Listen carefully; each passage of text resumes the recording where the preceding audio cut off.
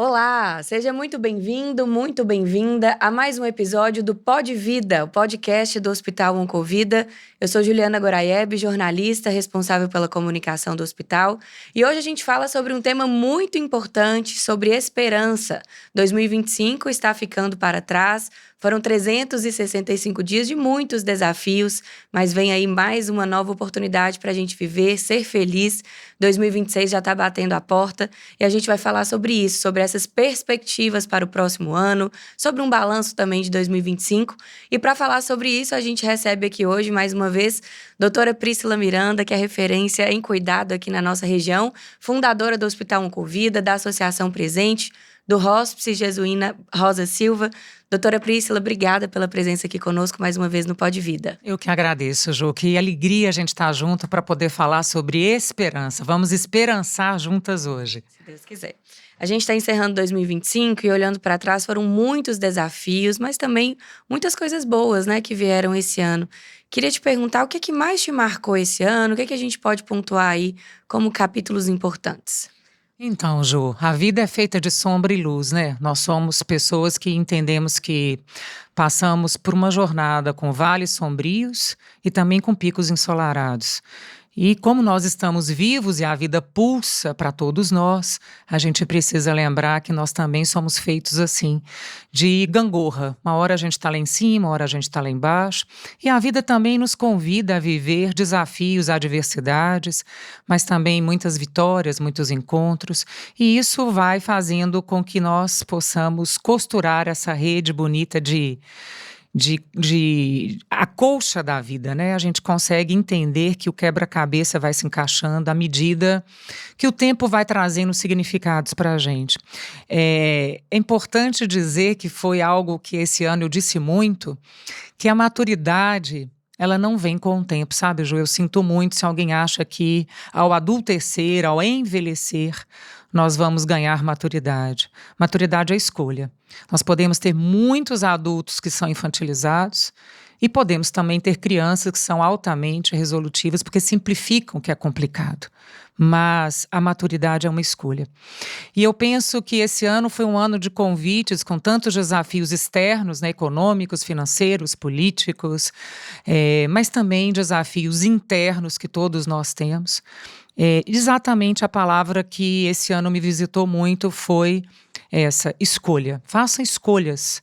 Pare, pensa, reflita, esvazie de si mesmo para que você possa fazer as escolhas certas para você. Existe um livro que eu ganhei de uma paciente no meio desse ano, próximo do meu aniversário, um livro lindo da Socorro Racioli, que é uma autora brasileira, que se chama Oração para Desaparecer. E na realidade, o que a Socorro traz para a gente não é um convite para a gente desaparecer, vanish, né? Não. O convite que ela traz, Ju, é um convite para que você possa diminuir o que você olha para fora, para que você possa virar seus olhos para dentro e dar valor àquilo que é essencial. E tem um trecho do livro dela que me marcou muito, que fala que a gente não sabe nada do mundo. E às vezes a gente olha para o mar e só enxerga as ondas na superfície. E a gente não imagina o que a profundidade tem, o que ela apresenta, o que ela vai nos oferecer. E só chega na profundidade quem tem coragem de nadar, de ir além, quem consegue fazer com que a sua essência busque algo com propósito e você vai buscar o profundo. E é no profundo do mar que a vida se revela. E talvez uma das coisas que o profundo do mar, aí quando eu estou falando de mar de verdade, é que na profundeza viver é perigoso. E eu não estou falando agora só sobre o mar. A gente precisa ter coragem para entender que o perigo faz parte de viver. Não tem como você estar pleno nessa existência sem estar correndo risco. Isso faz parte da vida. Mas a despeito daquilo que vai bater a nossa porta, como muitos tiveram um diagnóstico de um câncer, né, que neste ano de 2025 foi apresentado a ele, né, foi um convite a viver essa jornada, essa caminhada. E como outras pessoas também chegaram a mim, como eu mesma tenho os meus desafios, as minhas batalhas interiores, é de dizer exatamente isso: viver é perigoso. Mas que bom que nós estamos vivos e que bom que a irmã coragem, ela é maior que a irmã medo. Com certeza, né, doutora? Viver é assumir riscos, né? A gente está falando aí desses picos ensolarados, também dos dias mais sombrios. Queria te dizer se em algum momento a senhora também foi convidada a viver isso, né? Essa superação, de sair dos momentos mais tristes e ressignificá-los. Como é que foi isso esse ano para a senhora? Várias vezes, Ju, várias vezes eu tenho pedido a Deus para, às vezes, me trazer essa calmaria para o coração, porque são tantos projetos. E às vezes esse tempo aqui, o tempo, né, o tempo Cronos, ele é tão curto. E às vezes a gente tem tantos sonhos para realizar, ou pela Associação Presente, ou pelo Hospital Oncovida, ou projetos pessoais meus e da minha família, E eu fico assim, meu Deus, estou com 54 anos, tem tanta coisa para realizar ainda, eu preciso ser rápida. Mas ao mesmo tempo, quando eu acelero e sou rápida demais, e tento fazer várias coisas ao mesmo tempo, eu vejo que de alguma maneira a vida me trava, ela me barra, ela fala calma, né? Vamos seguir no tempo, no compasso, que é o compasso do amor. Porque é só o amor que justifica tudo isso que a gente faz, todos os projetos, tudo aquilo que é pequeno e se agiganta dentro de nós e só se agiganta porque Deus quer, aquilo que Deus quer é o que vai acontecer. Mas o nosso lado humano, a nossa humanidade pede pressa. Enquanto a vida, que é aquela vida divina, a vida que você tem a conexão espiritual com Deus, te pede calma.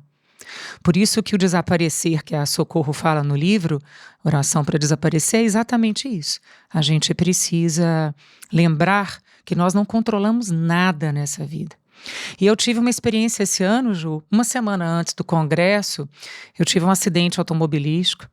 E nesse acidente foi um acidente que realmente foi grave, mas por alguma proteção, né? A espiritualidade me guardando, ali naquele momento eu percebi claramente a mão de Deus. Não foi a minha primeira vez que eu tive acidente, espero que seja a última, que estatisticamente a gente só tem uma pela vida, né? Por vida, né?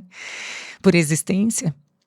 Mas eu tive uma experiência mística muito bonita e eu tenho isso comigo de que ficou muito claro para mim que ali o meu tempo não expirou, a minha missão ali não tinha acabado, porque Deus não só preservou minha vida depois de várias capotagens, mas também me deixou sair inteira. Eu saí absolutamente intacta e já pronta para trabalhar, para fazer reunião para o congresso, né? Enfim, eu queria muito, de alguma maneira, estar grata por estar viva. E acho que isso trouxe um significado muito grande para mim. Não só eu, que sou uma pessoa que sempre busco cuidar, né? Mas eu ser cuidada foi algo muito gostoso. Me sentir vulnerável para eu ser cuidada. Mesmo que por um dia, né? Por 24 horas eu fiquei ali de repouso. Mas no dia seguinte já estava plena, trabalhando e muito grata a Deus. Mas dizer para você que essas experiências místicas são experiências onde você se conecta com o seu sagrado, onde você tem absoluta certeza de que a mão de Deus ela não falha. E por isso, as experiências pessoais que nós temos, elas trazem para a gente um livro que a gente vai escrevendo com páginas em branco, mas para nos lembrar que essas cicatrizes que nós temos, ou da pele, que às vezes é de uma cirurgia cardíaca, de um acidente, de um trauma que você teve que fazer um procedimento de urgência, mas às vezes as cicatrizes são da alma. E tanto as cicatrizes do corpo quanto as cicatrizes da alma, elas vão sendo um livro na nossa vida onde nós vamos escrevendo e que no final, talvez no leito de morte, a gente vai lembrar desse livro como um memorial de gratidão. Porque as cicatrizes são memoriais de gratidão para a nossa vida. Nós precisamos olhar para a nossa história e falar: olha, aqui eu caí, aqui eu levantei, aqui eu tive que me virar sozinha para subir nesse pico, nessa montanha, aqui alguém me deu a mão para eu ficar de pé. E quando a gente se lembra disso, a gente pensa o quão rico a nossa vida foi, porque Deus foi colocando contextos, situações, pessoas, anjos sem asas nas nossas histórias, impregnando a nossa vida. De um perfume, que é um perfume que nos enebria de nos convidar de novo a nós lembrarmos que essa peregrinação mais importante nessa vida não é peregrinação externa, de adquirir títulos, de adquirir coisas, de buscarmos o ter, mas sim de lembrarmos que nós somos seres humanos e de que nós somos, na realidade, pessoas mais divinas, na realidade, do ponto de vista de sonhos que nós carregamos. O homem morre quando morre seus sonhos, e o homem é o tamanho dos seus sonhos.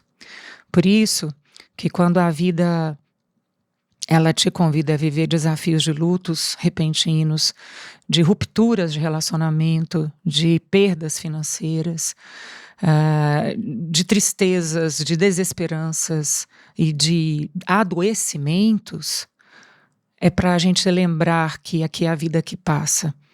E nós vamos para uma vida que não passa. E aí, de novo, a escolha. O que é que a gente escolhe fazer diante de tantas ofertas que a gente tem? E o quão grato eu sou também pelas lições, pelas dores. Porque, Ju, a gente não consegue entender a maturidade, já que é uma escolha que a gente quer ter na vida, se a gente quer atalhar os processos na vida. Né? Eu tenho filhos de 28 e 25 anos e eu vejo que as gerações são diferentes. Hoje, a geração atual, ela quer respostas rápidas. Ela não quer construir caminhos, ela quer rápido, na mesma velocidade do Wi-Fi. Então, nós precisamos lembrar que nós precisamos construir caminhos, porque é eles que vão trazer a solidez para a vida da gente. E a vida, se eu escolho o atalho, eu não vou viver o processo. E se eu não vivo o processo, e aí eu só vivo na realidade, eu não vivo a experiência, eu vou evitar a dor. E quando eu evito a dor, há um risco muito grande de eu adoecer, já que a dor, que o adoecer é a dor do ser. Quando eu evito a experiência, quando eu não ressignifico isso que eu estou vivendo, e quando eu trago para mim, então, uma postura de vitimização, eu não consigo elaborar essa jornada. Quando eu evito a dor e faço da vida um atalho, eu não ganho a experiência, a força, a potência, a grandeza que aquele sofrimento traz para mim. E traz muitos, muitos. É impressionante como a vida traz respostas através do sofrimento. O filósofo Rumi nos ensina isso, né? É através da ferida que a luz entra. É muitas vezes através de algo tão ruim, tão catastrófico, algo que a gente considera assim tão injusto que aconteceu com a gente, que quando a gente acalma o nosso ser, através dessa ferida que entrou, vem a luz à tona. E a gente lembra com isso de que tudo vai fazendo sentido. Que talvez o que Deus quer para você é te trazer algo muito maior, algo com uma cura muito mais profunda, algo de uma grandeza que você às vezes não imaginava quando você estava vivendo aquele contexto anterior. É interessante a gente pensar por essa perspectiva, porque talvez no deserto é esse momento em que a gente mais sente o amor de Deus, o amor das pessoas ao nosso redor. A senhora falou muito bem aí em relação aos momentos, né, de vulnerabilidade, quando a gente se permite ser cuidado também e olhar para o lado e pensar, olha, quem está do meu lado agora nesse momento? Então, acho que isso é muito importante e me lembrou também de vários depoimentos que eu já vi no Hospital Oncovida de pacientes que depois de passarem pelo deserto do adoecimento, eles contam sobre a ressignificação, né, do quanto a vida deles foi transformada, do quanto eles pararam de viver no automático e passaram a ver cada dia como um presente novo, como novas descobertas. Eu queria que a senhora falasse sobre isso, né? O que a senhora tem visto no consultório em relação à esperança, né, dos pacientes que se encontram ali talvez no momento mais difícil da vida, mas conseguem ver essa luz que está entrando pela ferida, né? Como é que a senhora vê isso? Acho que eu vejo sendo muito honesta, sabe, Ju? Sendo eu sempre penso que a comunicação compassiva verdadeira jamais esconder algo do paciente, né? Deve ser feito, a gente sempre tem que lembrar que a verdade ela liberta e a mentira ela destrói as relações. Mas se você me perguntar quando eu estou diante de um paciente, é tão mágico porque eu cuido da pessoa, eu não cuido da doença, né? Jamais tive o olhar de alguém que chega assim para mim no consultório e eu enxerguei a doença dela. Às vezes a pessoa entra e de repente eu enxergo que ela está com a mama diferente da outra e está vindo para uma primeira consulta e eu já imagino, nunca abro o prontuário antes do paciente entrar, antes de eu buscá-lo lá fora, antes de dizer para ele que eu desejo que o nosso encontro seja de bênçãos, de paz e que ele possa sair de lá mais leve do que ele chegou. Obviamente, ninguém vai para um consultório de um oncologista para uma primeira consulta achando que você está indo para uma festa, né? Mas o fato é, Ju, que quando a gente vai falar de esperança para um paciente diante de um diagnóstico, e eu acredito que há muita vida boa antes, durante, depois do câncer e apesar do câncer, quando a gente está falando de uma doença avançada, quando ela já se apresenta assim, há tantos sonhos para se resgatar quando você está diante de um diagnóstico que ele não te define, né? Porque o que te define é quem você é. Mas muito mais do que a biologia é a biografia da pessoa.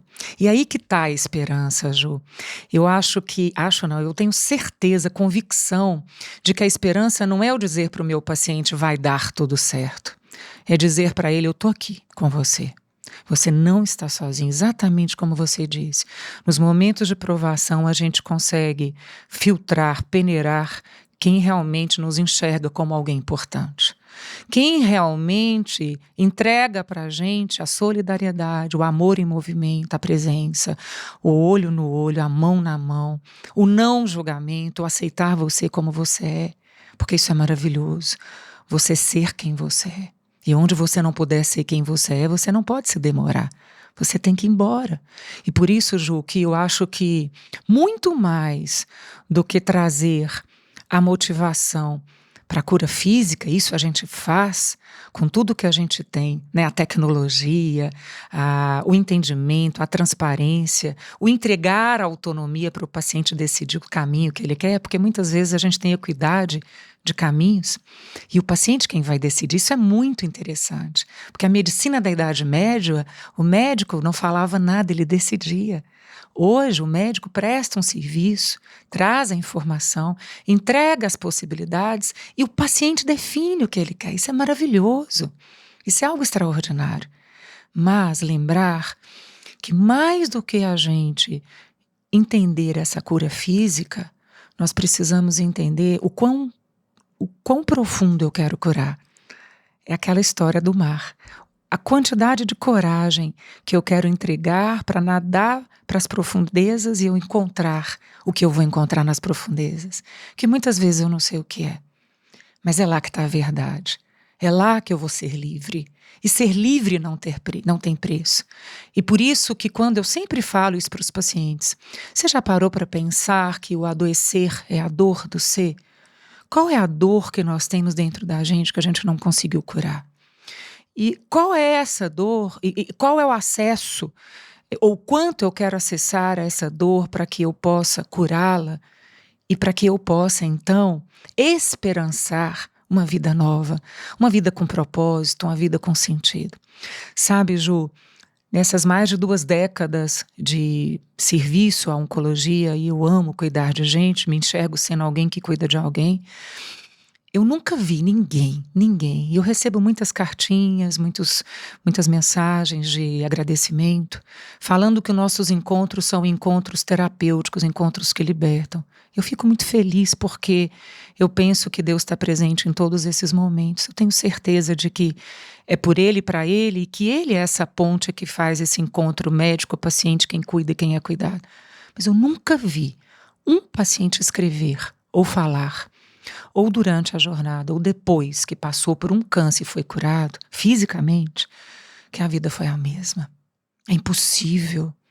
É impossível você ser chacoalhado no meio do caminho, algo que talvez ameace o seu tempo aqui na Terra, e você não se tornar uma pessoa diferente. Uma pessoa que comece a enxergar no detalhe a grandeza do amor de Deus. Uma pessoa que não consiga enxergar o quanto ela precisa mudar e se tornar alguém mais grata e menos murmurante. Nunca vi alguém na minha frente que faz acompanhamento comigo, depois dessa jornada ou durante ela, que não tenha me falado, eu ressignifiquei minha vida completamente, Prícila. Eu consegui enxergar a minha vida de uma maneira, de um ângulo totalmente diferente. Eu comecei a dar valor àquilo que eu nunca dei antes. Eu comecei a buscar a ser humano. e não a ter humano. E não a trabalhar desenfreadamente, sem propósito, como um zumbi ambulante que é um morto-vivo para pagar contas no final do mês. Mas alguém que se dá o direito de ter o ócio do tempo, de buscar o autocuidado, a se abraçar, a se acolher, de buscar na terapia, na yoga, na meditação, nessa visita ao mar, né? É uma das coisas que mais me curam. Eu sempre falo para o meu marido, eu preciso ir para o mar. Porque é diante do mar, diante da grandeza do mar, ao olhar para as ondas, é que eu enxergo o quanto Deus me convida a poder entrar dentro desse mar e ir para essas profundezas. E isso me conecta muito com a minha essência, com quem eu sou, né, com os ancestrais que abriram caminho para eu estar aqui, com as dores, com as alegrias. E quantos de nós não somos convidados a romper, né, legados, né, julgos familiares e trazer levezas também para as gerações que vão vir depois da gente. Isso é muito mágico. Doutora, a gente sabe que esse processo de ressignificar, né, um deserto não é fácil. A gente está falando aqui, enxergando todo, né, como quem já acompanhou vários desertos, no seu caso. E tem muita gente que eu sei que vai estar nos acompanhando hoje que ainda está nesse processo de dor, de identificar como vai atravessar isso, talvez enfrentando aí muita tristeza, muita desesperança. O que é que a senhora diria para essa pessoa nesse momento? Para ela ser quem ela é. E para ela manifestar suas dores, ela não ser Mulher Maravilha, não ser super-homem, ela lembrar que muitas vezes a gente carrega o peso do mundo nas costas. Mas neste momento, onde você está começando essa jornada de um tratamento, uma jornada onde muita coisa vai ser diferente na sua vida, e às vezes a gente nunca vai ser igual ao que a gente era antes de um diagnóstico. É aceitar a vida como ela é, aceitar tudo aquilo que a vida te entrega. Mas jamais perguntar o porquê, mas sempre o para quê. Para quê? O que a vida quer para mim com isso? Qual é o propósito? Né? O que eu vou conseguir aprender?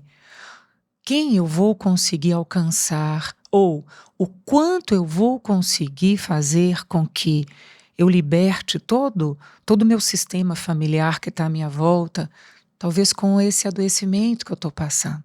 A vida, Ju, eu lembro que a gente tem uma imagem de rosa mística linda, gigante, tamanho real, lá no Oncovida. E quando eu idealizei essa imagem, eu tirei na minha cabeça, na visão que eu tive, as flores, as rosas do peito de Maria, e coloquei nas mãos, porque tem uma música que fala que as mãos que oferecem rosas são as mãos que sabem ser generosas. E quando Nossa Senhora, ela entrega as rosas, e todos os pacientes que passam para entrar no meu consultório têm que passar por ela, eu entendo que ela lembra para a gente o tempo todo com aquelas rosas nas mãos, que toda roseira tem espinhos.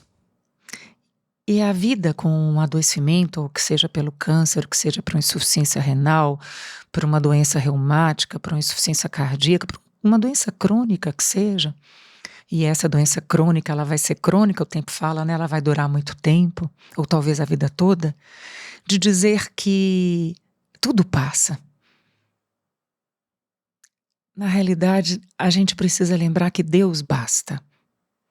Porque o espinho na rosa, ele é importante para que aquela estrutura da roseira, um dia, ela floresça. Então, aquilo que está na sua mão, que Maria ali naquela imagem simbólica oferece a flor, a rosa, ela um dia já foi espinho. É para a gente lembrar que a vida é um processo. Um dia a gente é espinho, mas um dia a gente vai florescer. E lembrar que quanto mais eu puder ser quem eu sou na jornada de um adoecimento, quanto mais eu tiver a humildade, que é o que mais me fez apaixonar por Jesus, foi a humildade dele. Quanto mais humilde eu for, a exemplo, a imagem de Jesus, mais eu vou conseguir encontrar pessoas, situações, lugares, contextos que vão me trazer o significado, o sentido, do quanto eu vou dar conta de me manter firme, de pé, na casa da existência da vida, pela minha fé, pela minha existência, porque eu importo. Porque a minha vida importa e toda a vida importa para Deus. Todas as vezes, Ju, que eu cuido de alguém, a gente cuida do próprio Jesus.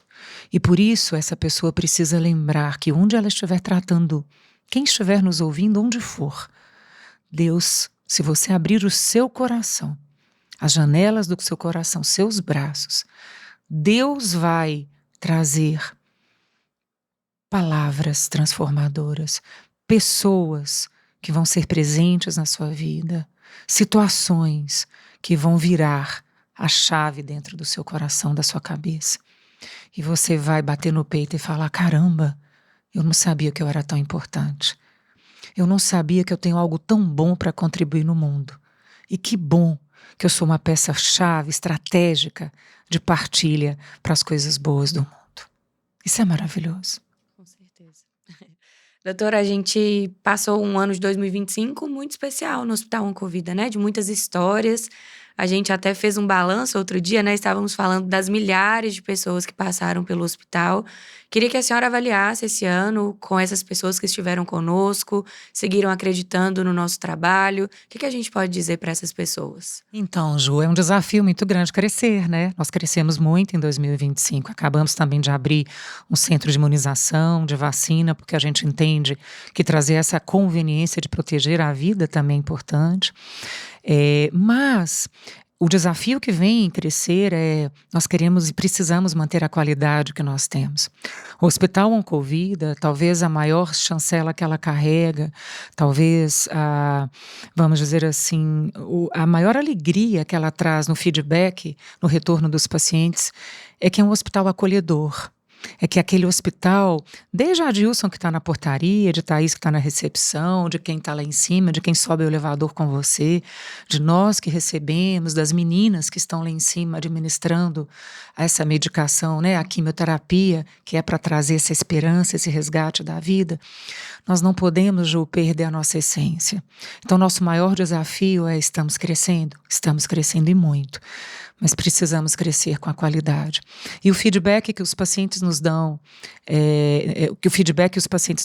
ele é absolutamente necessário. É um termômetro que nós precisamos saber o quanto para a gente nos interessa crescer sem perder a nossa essência, que é a nossa humanidade, a nossa qualidade, o nosso cuidado com a dignidade humana. Então eu penso, Ju, que o que eu tenho para falar para as pessoas que nos confiaram o cuidado em 2025, e quando eu vi os números eu fiquei realmente muito impactada, muito obrigado. Muito obrigado por nos confiar o seu cuidado, muito obrigado por você, que é familiar de alguém, que é o amor de alguém que está tratando, acreditar na nossa verdade, trazendo a verdade para vocês, sendo ponte de paz para vocês, ponte de informação, de transparência, e que vocês sempre nos regulem, sejam sempre essa pessoa que traz essa voz de falar o que está sendo bom e aquilo que a gente pode melhorar, porque é claro que a gente quer melhorar, é claro que a gente quer excelência, é claro que a gente quer o extraordinário, mas a gente precisa do outro que nos confia o cuidado para estar trazendo para a gente esse feedback e ser o nosso termômetro, porque é para eles que vale a vida do Oncovida, é para eles que a família Oncovida se integra tanto e preocupa-se tanto em cuidar das pessoas, porque a vida importa, né? E tudo que a gente faz tem um sentido, a gente tem que amar o que a gente faz. Não faz sentido nenhum eu cuidar de pessoas se eu não amo e se eu não sonho por elas o sonho delas. E isso é muito bonito, porque não traz peso, Ju, né? Tem uma frase que fala que nada pesa, nenhuma, vamos dizer assim, carga, nada que eu carrego, nem que seja o tempo, a carga horária, o número de pessoas para eu atender, nada disso tem peso, porque o que a gente carrega na realidade é amor. E o amor, ele facilita tudo, né? Eu não estou querendo romantizar, a gente tem momentos dificílimos, né? E nós não cuidamos de histórias, de jornadas de câncer, a gente cuida de biografias de pessoas. E é impossível eu não fazer uma contratransferência, é impossível não estar do lado dessa pessoa, torcendo por ela, para que aconteça sempre o melhor para ela. é muito bonito o que a gente conseguiu construir no Hospital Oncovida.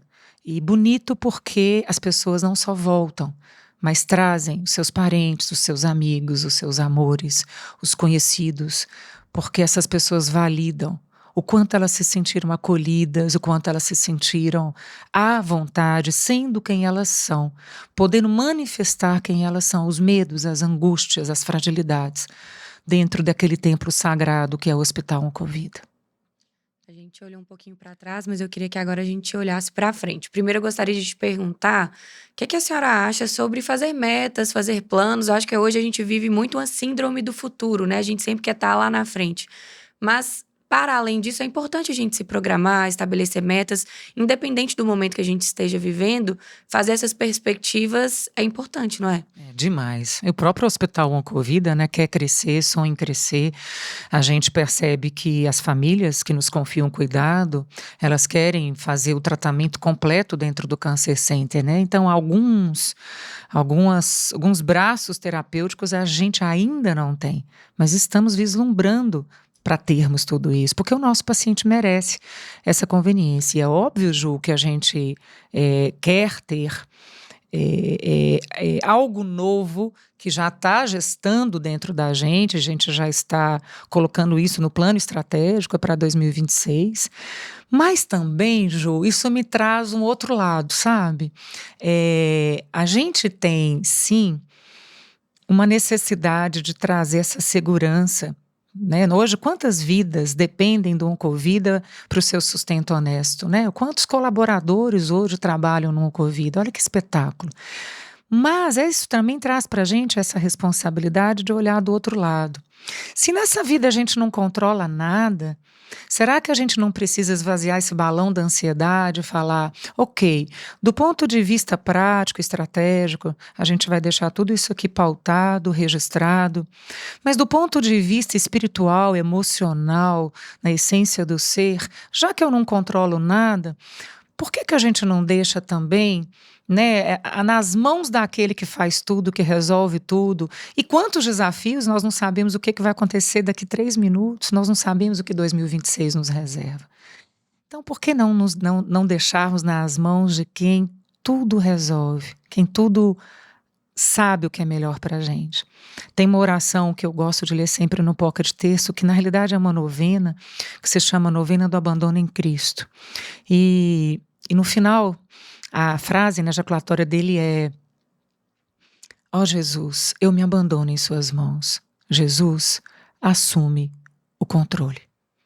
Porque em todos os momentos da nossa vida, quando a gente está muito feliz, a gente quer comemorar, celebrar, que a gente possa colocá-lo primeiro no centro. E quando a gente também não está feliz, a gente está angustiado, a gente está com medo do que vai acontecer, que a gente traga ele para o centro e fala: ó Jesus, o Senhor tem o melhor para mim. Isso é fé, Ju. Isso é fé madura, não é querer que Jesus faça aquilo que eu quero. É falar para ele: olha, eu estou com esse problemaço, esse pepino na mão para resolver, mas eu preciso dormir, eu preciso trabalhar, eu preciso viver, eu preciso ser quem eu sou. Então eu te entrego e o Senhor cuida disso, porque eu vou respirar vida, eu não vou respirar um câncer, eu não vou respirar uma dívida, eu não vou respirar uma traição, não vou respirar uma ruptura, um acidente, enfim, eu não vou respirar. Porque eu sozinha não dou conta. Eu preciso de você ser no centro. Então, talvez o convite que eu penso para 2026 é que a gente possa lembrar da oração de desaparecer. Sermos menores, nos colocarmos pequenos e deixarmos Deus se agigantar. Para que Ele coloque no nosso coração onde devemos colocar os nossos pés. E onde devemos colocar os nossos pés é onde o nosso coração vai mandar. E o coração não manda a gente caminhar em caminhos errados. Jamais. Mas para isso, eu preciso também do meu silêncio interior, para que eu possa ouvir o que Deus tem para mim. Porque quantas vezes, Jô, em tantos anos que passaram e no ano vindouro, nós não vamos estar nas trincheiras da vida. Nós vamos estar com tantos atalhos, com tantas curvas, com tantas retas, como chama? Rotatórias? Como é que chama aquele onde a gente... Encruzilhadas, e a gente não sabe para onde que a gente vai. Nessa hora não adianta a gente desesperar. A gente tem que lembrar que nós temos uma espiritualidade. Então, eu quero ir para tal lugar, quero. Mas eu tenho um Deus que tem um sonho para mim. E eu quero que os meus sonhos sejam os sonhos dele. Então, se estou sendo apresentada a um momento de dor, de sofrimento, eu preciso lembrar que se tem um Deus que cuida de mim, a última palavra não é da dor e do sofrimento, é da vitória em Jesus, que a última palavra sempre vai ser dele, a despeito daquilo que a gente imagina, acredita ou supõe, ou que a estatística traz, Deus surpreende a gente o tempo todo. Gente, se eu pudesse falar, eu posso falar, assim como tantos médicos, que eu sou uma médica que vivi muitos milagres com os meus pacientes. Milagres que a medicina não explica. Quantos milagres eu presenciei. E por isso, Ju, eu acho que a maior meta, a maior mensagem para mim de 2026 é que a gente possa mergulhar cada vez mais em deixar Jesus assumir o controle de 2026. Eu quero sugerir uma meta para 2026. Vamos Qual escrever é? esses Vamos milagres, um colocar. livro dos milagres. Pois é, muita gente está me pedindo para escrever um livro e eu acho que dessa vez vai sair. Ontem eu recebi no hospice as filhas de uma paciente que tinha voltado para Deus há 5 dias. E elas foram levar umas orquídeas, gente. Mas não era uma orquídea, era um conjunto de orquídeas dentro de um vaso maravilhoso, como a gente gosta de ter no Oncovida, né? Orquídeas para receber os nossos pacientes, flores vivas. E elas levaram essas orquídeas ontem, me falaram de uma maneira tão bonita que a mãe estava ali, me abraçando e me agradecendo através daquelas rosas, daquelas orquídeas, pela passagem delas no hospice. E a filha, que havia se casado no hospice, porque a mãe não queria morrer antes de ver a filha casada, e nós proporcionamos o casamento com a mãe lá, na fronteira da vida já. A filha falou para mim assim: doutora, eu questionava tanto Deus, por que que o maior amor da minha vida está morrendo, por que que esse amor que me ensinou tanto sobre valores, sobre presença, sobre o próprio Deus, por que que ela está indo embora com sofrimento? E aí, quando nós chegamos aqui no hospice, nós vimos e percebemos no nosso coração toda a resposta de Deus. A minha mãe importa. Minha mãe tem valor. A minha mãe é alguém que ela foi vista por Jesus nesse momento, no momento dela estar no leito de morte, onde Deus trouxe toda a vida dela de uma vez nesse momento. Minha mãe conseguiu perdoar pessoas próximas dela. Minha mãe conseguiu dizer o quanto nos amava. Minha mãe nos lembrou tudo aquilo que ela fez, que não foi peso, que não foi carga, que foi por amor, para que nós, irmãos, filhos dela, pudéssemos ser quem nós somos. E a minha mãe, doutora, me disse que você, junto com ela um dia, no leito, disse para ela: não tenha medo. No momento que Jesus vir te buscar, Ele vai te dar uma paz tão grande, tão infinita, vai te inundar de tanto amor, que você vai falar: eu estou pronta, Senhor, podemos ir. E foi exatamente assim que a minha mãe foi. E nós viemos te dar esse abraço por ela. Então, Ju, eu penso que, eu não sei como, eu não sou escritora, né? Eu vivo com a minha transparência, meu coração. Vocês já viram que eu sou fácil para chorar. E não tenho vergonha disso, né? A vida é feita de coração, a gente não é só razão. Mas, que bom, né? Mas que Deus me dê, então, esse caminho para que em 2026... Esse ano muitas pessoas me falaram: vamos escrever, Prícila, vamos escrever. E eu vou escrever umas histórias lindas de viver, que eu convivi, não só no Hospital Oncovida, na Associação Presente, no Hospice Jesuína Rosa Silva. Eu espero que em 2027 a gente possa estar junto e vocês estarem também embebidos do que esse amor de Deus conseguiu impregnar um pouquinho da minha história. Eu sou muito pequenininha, como todos nós somos, mas Deus se agiganta quando Ele quer, não é verdade? Muito obrigada, Ju. Lançaremos em breve, se Deus quiser, aqui no Pode Vida. Amém. Vamos deixar uma mensagem final antes da gente encerrar, para quem nos acompanhou até aqui?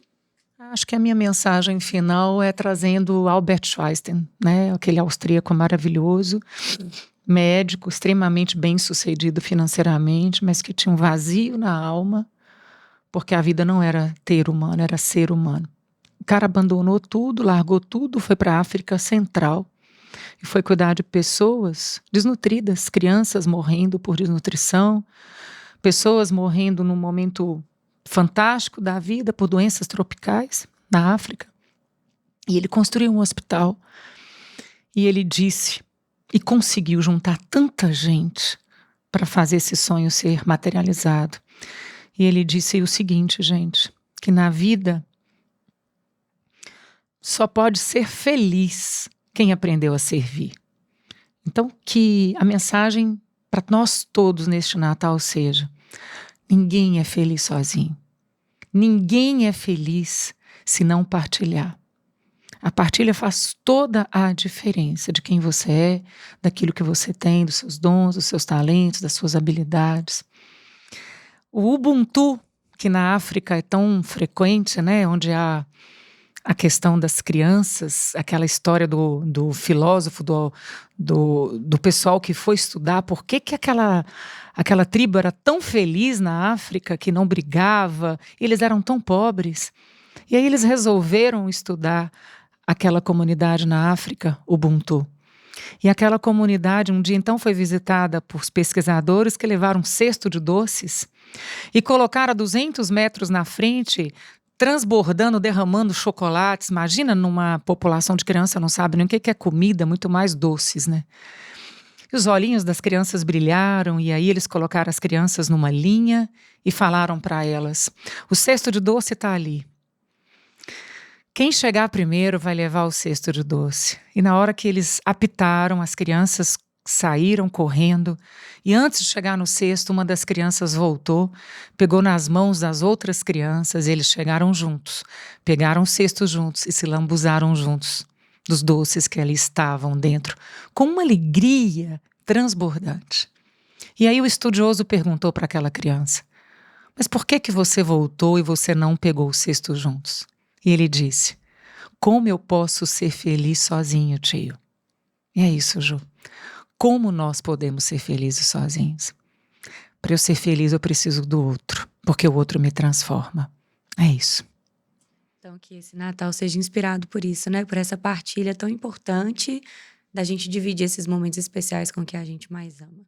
A gente quer desejar para você que nos acompanhou até aqui um Feliz Natal, um próspero Ano Novo. Obrigada pela companhia nesses episódios do Pode Vida que foram lançados em 2025. E em 2026, se Deus quiser, estaremos juntos com mais temas especiais, conversas importantes, porque a gente entende que essas conversas que tocam a alma também são muito importantes para a saúde. Não é isso? Uma noite feliz para você com seus amores e uma noite feliz para você também. Feliz Natal para você. Feliz Obrigada. Natal. Até a próxima.